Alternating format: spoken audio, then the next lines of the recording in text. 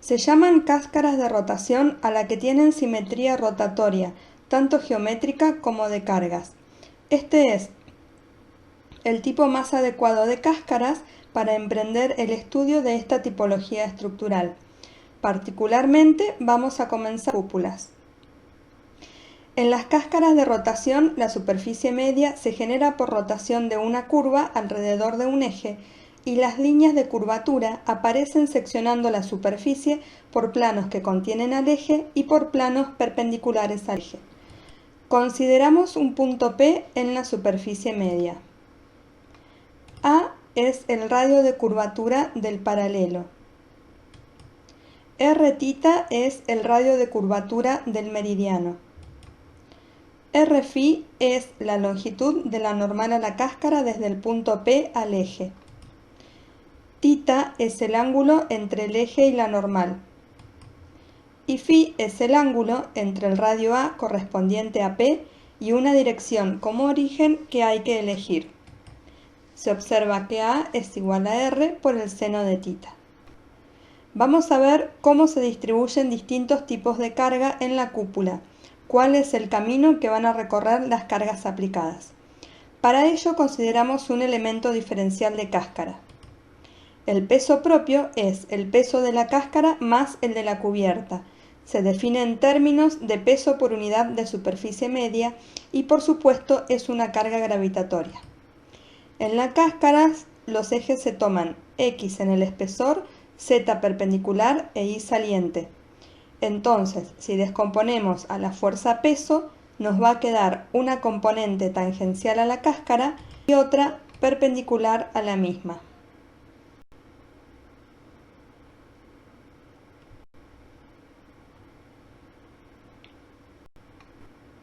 Veamos ahora el peso de la nieve, que se define como peso por unidad de superficie en planta.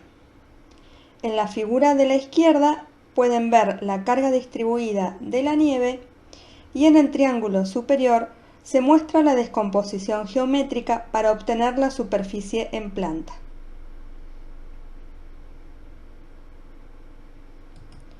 Al igual que en el caso del peso propio, esta carga va a tener una componente tangencial y otra perpendicular a la cáscara.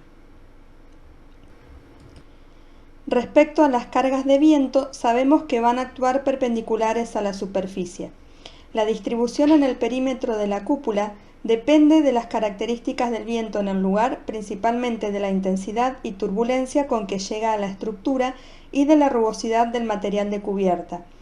Hay algunas fórmulas aproximadas, como las que podemos ver arriba a la derecha.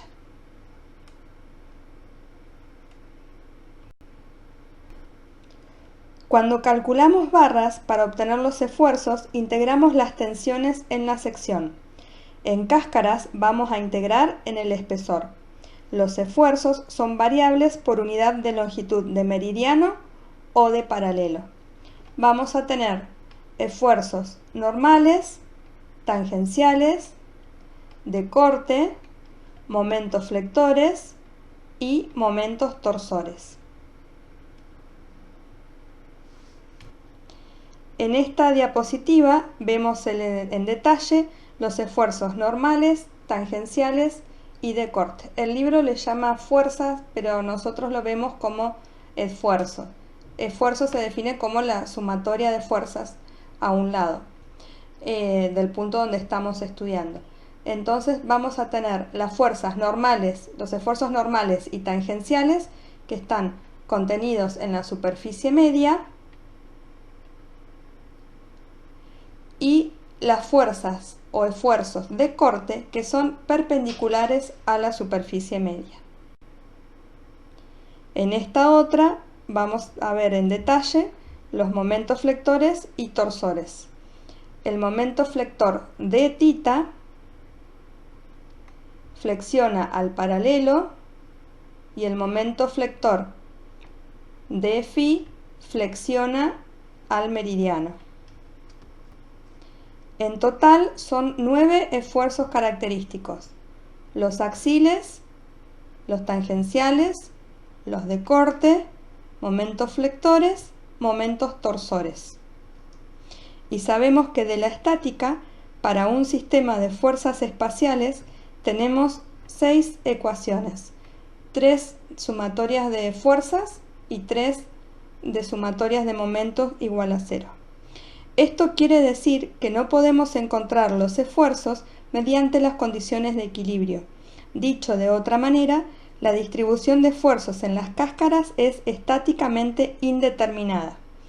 Hay una teoría aproximada que desprecia los momentos y los esfuerzos de corte que se denomina teoría membranal.